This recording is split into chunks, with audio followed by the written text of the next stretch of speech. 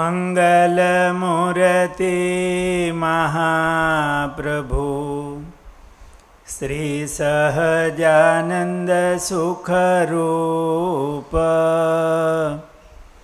ભક્તિ ધર્મ સુત શ્રી હરિ સમરું સદાય અનુપ. બોલો સ્વામિનારાયણ ભગવાનની જય. વાલા ભક્તજનો, જય સ્વામિનારાયણ. સદગુરુ નિષ્કુળાનંદ સ્વામીએ ભક્ત ચિંતામણીમાં પ્રાગજી પુરાણી એમનું નામ લખ્યું.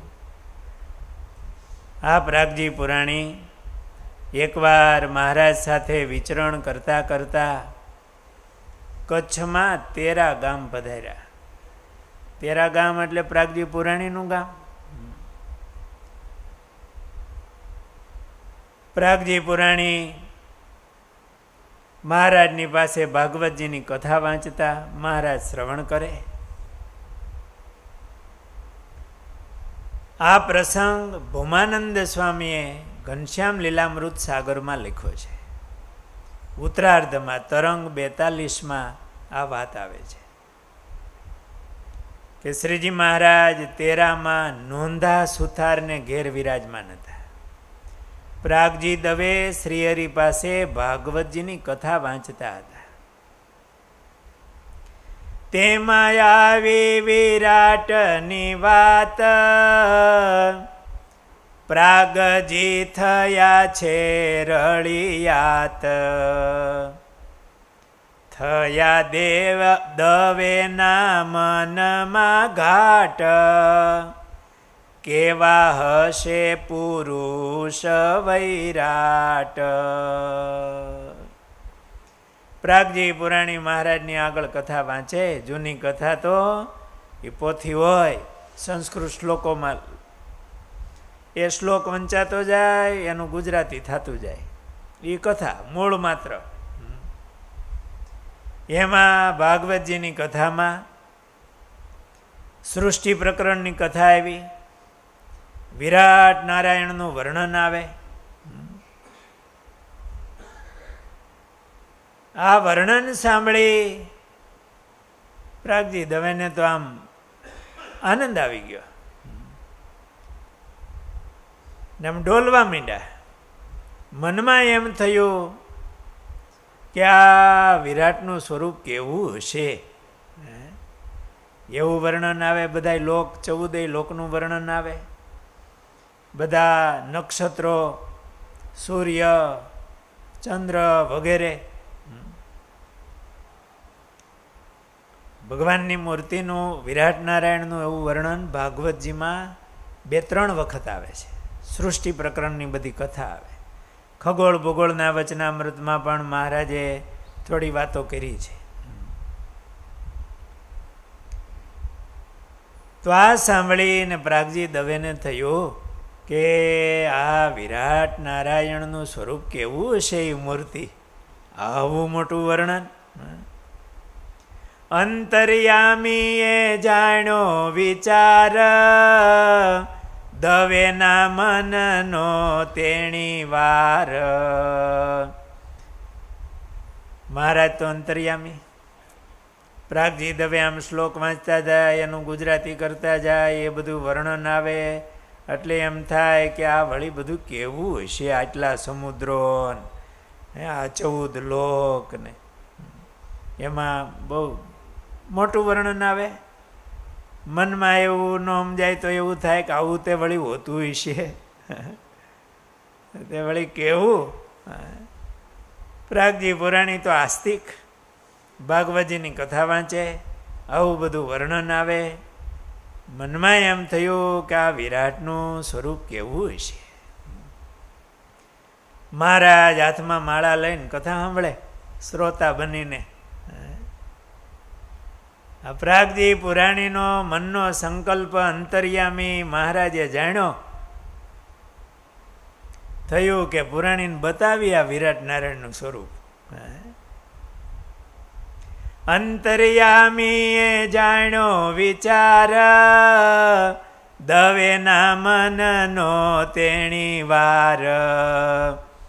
દક્ષિણ ચરણ આંગળી જેહ, તેના એક રોમમાંથી તેહ. મહારાજનો દક્ષિણ ચરણ એટલે જમણો ચરણ. મહારાજ સામે બેઠા છે ગાદી ઉપર. મહારાજે જમણો ચરણ જરાક બહાર કાઢ્યો અને એની આંગળીના એક રોમમાંથી તેજનું કિરણ નીકળ્યું. મહારાજના અંગૂઠા આંગળીઓ એમની ઉપર રોમના ઝીણા ચિહ્ન છે એવું સંતોએ વર્ણન કર્યું. એ એક રોમમાંથી આમ તેજની કિરણ નીકળી. કર્યું તેમાંથી તેજ પ્રકાશ, અતિ અખંડ દિશે ઉજાસ. તેમાં કોટી કોટી જે વૈરાટ, અણુની પેઠે ઉડે સ્વરાટ. મહારાજના એ આંગળી ઉપર રહેલ એક રોમ, એમાંથી તેજનું કિરણ નીકળ્યું. એ નોંધા હુથારનું ઘર, એનું ફળિયું, આકાશ, અને એ તેજ અનંત બ્રહ્માંડમાં વ્યાપ્યું. અને એ તેજની અંદર કોટી કોટી જે વૈરાટ, અણુની પેઠે ઉડે સ્વરાટ. એવું દર્શન પરાગજી દવેને થયું. અનંત બ્રહ્માંડો દેખાણા, અનંત વિરાટ સ્વરૂપો દેખાણા. અનંત કોટી અંડના રૂપ, તેમાં દેખાવા લાગ્યા અનુપ. સાતે પાતાળ સહિત ધરણી, ચંદ્ર સૂર્ય નક્ષત્રની કરણી. આ બધું દેખાણું. એવું બધું આમ તેજ તેજ અનંત બ્રહ્માંડમાં વ્યાપી ગયું. અને આવું સ્વરૂપ દેખાણું. આ જોઈ અને પ્રાગજી પુરાણી એને તો આમ અલૌકિક આમ આશ્ચર્ય એમાં ગરકાવ થઈ ગયા. કથા ઊભી રહી ગઈ અને એમાં ડૂબી ગયા અહોભાવમાં કે આ હું જોઉં છું. મહારાજ એક પોદલામાં બ્રહ્માંડ દેખાડતા. નીલકંઠ વર્ણી રૂપે મહારાજ લોજમાં બિરાજમાન હતા, પોદલામાં બ્રહ્માંડ દેખાડે. એવા તો મહારાજના ઘણા ચરિત્રો છે. અહીંયા મહારાજે એક આંગળીના રોમમાંથી તેજનું કિરણ નીકળ્યું ને અનંત બ્રહ્માંડો, અનંત વિરાટ ભગવાનના સ્વરૂપના દર્શન થયા. પ્રાગજી દવે સ્તબ્ધ થઈ ગયા. સભામાં બધા કથા સાંભળતા હતા. એને થયું કે આ પ્રાગજી દવે કેમ બોલતા નથી, આમ ચકળ વકળ આમ થઈ ગયા છે. ત્યાં મહારાજે પોતાના રોમમાંથી પ્રગટ કરેલી યોગ કળા પાછી સમાવી લીધી. ત્યારે પ્રાગજી દવે આમ ભાનમાં આવ્યા. આશ્ચર્ય દેખાતું બંધ થયું. મહારાજ કે દવે કથા વાંચો, આમ કેમ કરો છો? બાકી પ્રાગજી દવે કથા વાંચતા હોય એટલે અસ્ખલિત, શ્લોક ઉપર શ્લોક એની ગુજરાતી જતું હોય. કદાચ પોથીમાં અડધો શ્લોક પહેલાં તો હાથે લખેલું હતું, ક્યાંક રહી ગયો હોય એકાદું પાદ કે ક્યાંક ચેકચાક થઈ હોય તો પ્રાગજી દવે પૂરું જ વાંચે. કેટલું ભણ્યા હતા આગળ પ્રસંગમાં આવી ગયું. હજી ભણવાનું ચાલુ કર્યું હતું અને મહારાજે બોલાવ્યા. એમની મા દેવુબાને કીધું કે અમારે કથા વિના નહીં ચાલે. એક બ્રાહ્મણ આવ્યા હતા પણ પછી વયા ગયા. મહારાજે બોલાવ્યા, આવ્યા નહીં.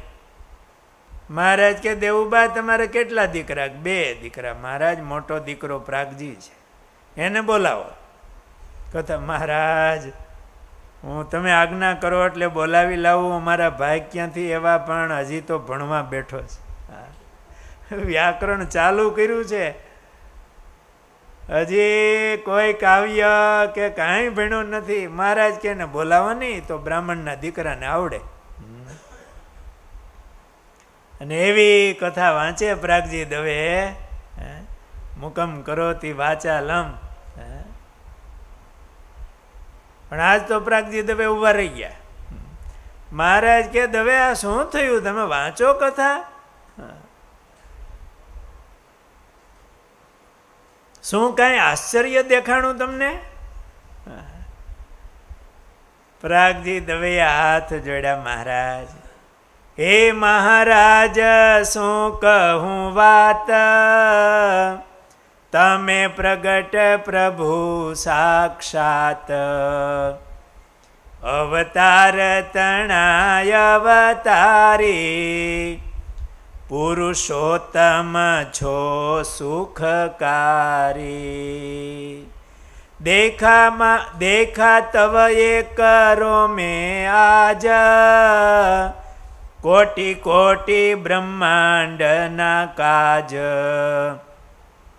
હવે નિશ્ચય થયો મને એહ, ટળી ગયો છે મારો સંદેહ.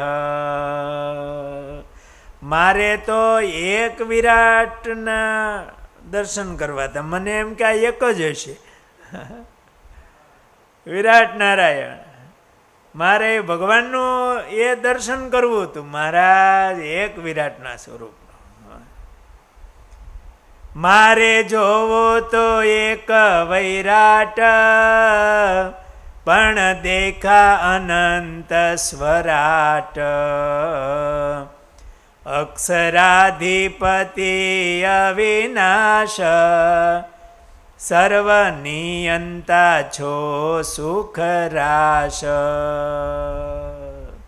મહારાજ તમે તો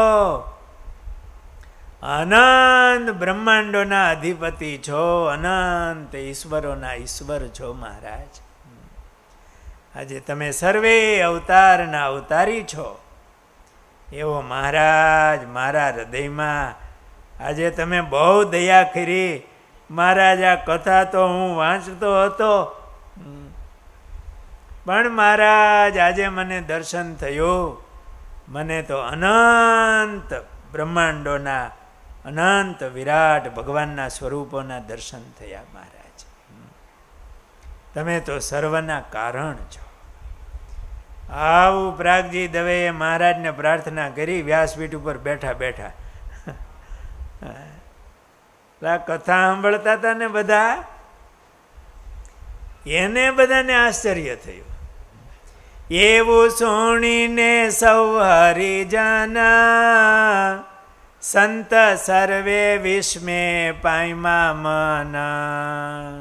બધા સંતો હરિભક્તો કથામાં બેઠા હતા ને, એ બધાને વિસ્મય થયું, આશ્ચર્ય થયું. અને મહારાજના સ્વરૂપમાં એમની નિશ્ચયની દ્રઢતા થઈ. મહારાજ પ્રગટ છે. આ મહારાજની મૂર્તિનો કેવો પ્રતાપ. ભેગા રહેનારા એ સંતોએ મહિમા ગાયો. નિષ્કુળાનંદ સ્વામીએ એવું ગાયું કે આ મૂર્તિ અચરજકારી છે. એમાં કેવું કેવું મહારાજનો મહિમા નિષ્કુળાનંદ સ્વામીએ ગાયો છે. મહારાજનો એમાં મહિમા પણ એવો ગાયો છે. જીવન જાણું છું, જીવન જાણું છું. પેલા રહી એમણે આ દર્શન કર્યા. મહારાજ આ કેવા આશ્ચર્યો બતાવે છે, એના અનુભવ કરી અને એમણે મહારાજનો આવો નિશ્ચય કર્યો. સભામાં બેઠા હતા એ બધાને પણ નિશ્ચયની દ્રઢતા થઈ. આપણે ક્યાં બેઠા છીએ અત્યારે? તેરા કે સુરતમાં? મહારાજ તો તેરા પેલા નોંધા હુથારના ઘરે મહારાજ બિરાજમાન છે અને આ કથા કરે છે પ્રાગજી દવે. અને મહારાજે આવું આશ્ચર્ય બતાવ્યું. પ્રાગજી દવેએ મહારાજને પ્રાર્થના કરી, મહારાજ મને તો આવું દર્શન થયું. પ્રાગજી દવેની આ વાત સાંભળી ત્યાં કથા સાંભળવા બેઠેલા સર્વે સંતો ભક્તો એમને પણ કોઈ આશ્ચર્યનો પાર ન રહ્યો. આવું આશ્ચર્ય મહારાજે પોતાની આંગળીના એક રોમમાંથી પ્રગટ કર્યું હતું. એટલે આ મહારાજની મૂર્તિનું ધ્યાન જે પોતાના જીવાત્મામાં કરે, પોતાના આત્માને અક્ષર રૂપ માનીને મહારાજને ધારે, એ હૃદય આકાશમાં અંધારું દૂર થાય. બાકી તો અંધારું બહુ જાજુ છે. આપણા મુગટ સ્વામી એવી વાત કરતા કે ભગવાન જ્યારે ભૂમા પુરુષના લોકમાં ગયા ને ત્યારે માયાનો અંધકાર આવ્યો, કાટું અંધારું. પછી રથને કાગવે સુદર્શન ચક્ર મૂક્યું. કેવો પ્રકાશ હતો સુદર્શન ચક્રમાં? હે, આમ કેવો પ્રકાશ? 10,000 સૂર્યનો પ્રકાશ. 10,000 સૂર્યનો પ્રકાશ. એ નાના દીવા જેવું થઈ ગયું, મગિયા દીવા જેવું, એવું લખ્યું. હે, એ બધું પ્રકૃતિનું અંધારું એને આમ કોઈ કાપડને આમ બેવડું ને તેવડું ને બધું આમ કરે ને, ઘાટું કરી એવા મુલાયમ કાપડ હોય ને, બહુ મોટું હોય ને મુઠ્ઠીમાં આવી જાય એમ મુગટ સ્વામી એવું કહેતા કે આખું પ્રકૃતિનો અંધકાર છે ને એને આમ ભેળો કરી કરી કરી કરી અને આપણા હૃદયમાં મૂકી દીધું છે. કારણ શરીર એવો અંધકાર છે, કંઈ દેખાય એવું નથી. પણ આ મૂર્તિના પ્રતાપથી એ મૂર્તિને ધારે એના નખમણી એના એવા વર્ણન કર્યા છે કે મહારાજની નખમણીમાં તો એવો પ્રકાશ છે ને, કોટી કોટી સૂર્ય ચંદ્ર એનું તેજ ઝાંખું થઈ જાય. ખાલી નખમણીમાં નહીં, એક રોમમાંથી આ બધું નીકળ્યું. એ કેવા રોમ? અંગૂઠા આંગળીઓ ઉપર કેવા છે? ઝીણા રોમના ચિહ્ન છે. એમાંથી આવું તેજ નીકળ્યું અને ઐશ્વર્ય દેખાણું. તો મહારાજની મૂર્તિનો તો કેવો મહિમા! બધું અંધકાર તો જતો રહે, પણ અક્ષરનું પણ તેજ મહારાજની મૂર્તિના એક રૂમના કોટીમાં ભાગમાં લીન થઈ જાય, એવો મહિમા કીધો. અને એ કઈ મૂર્તિ? કઈ મૂર્તિ? આ નોંધા હુતારની ઘરે એ મહારાજે ધોતી ધારણ કરી હશે ને મહારાજે એક ચાદર ઓઢી હશે, હાથમાં માળા લઈને મહારાજ બેઠા હશે. એમાંય મહારાજના એક ચરણમાં જમણા પગ અંગૂઠાની 2 આંગળીઓ પાછી ભેગી હતી. એટલે આપણે આ ચરણારવિંદમાં આમ દર્શન કરી છે ને, 2 ભેગી હોય છે. આ જ મૂર્તિ જેનું આપણે ધ્યાન કરીએ છીએ. સંતોએ તિલચિહ્નના વર્ણન કર્યા છે, જે ચરિત્રો આપણે સંભાળીએ છીએ એ અનાદિ અજ્ઞાનરૂપ અંધારું ટાળવા માટે આ મહારાજ પધાર્યા છે. અને એ મૂર્તિ આપણને મળી છે. આ મહારાજનો આપણને સંબંધ થયો છે. અક્ષરધામમાં મહારાજ બિરાજે છે એનું તો દર્શન થતું નથી, પણ અહીંયા મહારાજ આપણને સુલભ થયા. પછી એ જ મૂર્તિ, એમાં અણુ માત્ર ફેર નહીં, એ જ સ્વરૂપે મહારાજ મનુષ્ય રૂપે પધાર્યા. આ મહારાજે ચરિત્રો કર્યા એટલે આપણને જો આપણે ગાઈએ છીએ, સાંભળીએ છીએ. નિષ્કુળાનંદ સ્વામીએ ભક્ત ચિંતામણીમાં ગૂંથા, એટલે બધા ભક્તો અત્યારે ભક્ત ચિંતામણીના પાઠ કરે છે. આપણે તરવડા ગુરુકુલ રજત જયંતિ ઉત્સવ આવે છે, ગુરુદેવ શાસ્ત્રીજી મહારાજના 125 વર્ષ થયા છે. શિક્ષાપત્રીના 200 વર્ષ છે એ નિમિત્ત છે. એ નિમિત્તે ભક્ત ચિંતામણીના પાઠ ભક્તો 5,500 પાઠ થશે. ભક્ત ચિંતામણીના 51 પુરશ્ચરણ પૂર્ણ થશે. અને નિષ્કુળાનંદ સ્વામીએ મહારાજનો વિડીયો એવો આમ જોરદાર ઉતાર્યો છે. ફોકસ મહારાજની મૂર્તિ સામે જ રાખ્યું છે. મહારાજ સિવાય બહુ આઘું પાછું બહુ જવા નથી દીધું. અને મહારાજની મૂર્તિનું એવું વર્ણન કર્યું છે. અને પાછા પ્રૂફ મહારાજમાં જોવરાવ્યા છે. અને આપણને જો પ્રગટ મૂર્તિ મળી છે એનો એ વિડીયોના દર્શન થાય છે. અને ચરિત્રો ગાઈએ છીએ, સાંભળીએ છીએ. આ મહારાજનો મહિમા સમજી એમનું ચિંતન થાય તો કલ્યાણ થવું કાંઈ કઠણ નથી એવું મહારાજે કીધું છે. અને 24 ડિસેમ્બરથી 28 ડિસેમ્બર એ ઉત્સવ થશે. 5 દિવસ એ ભક્ત ચિંતામણીની કથા હશે. તમે બધા એ મહોત્સવમાં આવજો. આમંત્રણ દેવા માટે આવ્યો છું. 5 દિવસ વારો વદાડવો એવું નહીં હો. 5 દિવસ એ બધા મોટા સંતોના દર્શન હશે, યજ્ઞ થતો હશે, અખંડ ધૂન હશે, અને મહારાજના ચરિત્રોની કથા અને વચનામૃત, શિક્ષાપત્રી વગેરે ગ્રંથોની કથા હશે. ભગવાનના ભક્તોને સુખ આવશે, એ રાજી થશે એવા પ્રસંગો હશે. મહારાજનું મહાપૂજન થતું હશે. તો આવું નિમિત્ત છે તો જરૂર તમે બધા ભક્તો પધારજો એવું આમંત્રણ દેવા માટે. પછી કદાચ દિવાળી પછી અવાશે નહીં, એટલા માટે આવ્યા છીએ.